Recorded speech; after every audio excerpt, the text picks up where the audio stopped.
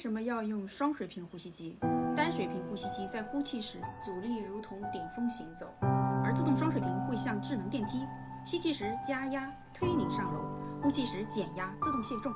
研究证实，双水平使用平均佩戴的时间会延长2.3个小时，漏气量也会降低37%。这是流体力学重构呼吸自由。呼吸机不再是暴力撑开你的气道，而是用压力差重建你的呼吸韵律。不是呼吸机难适应，是服务没有触及达到本质的需求。从参数校准到生命质量提升，我们丈量的不仅仅是气道压力，更是医疗服务的温度。点击定位查看距离你最近的服务中心在哪里。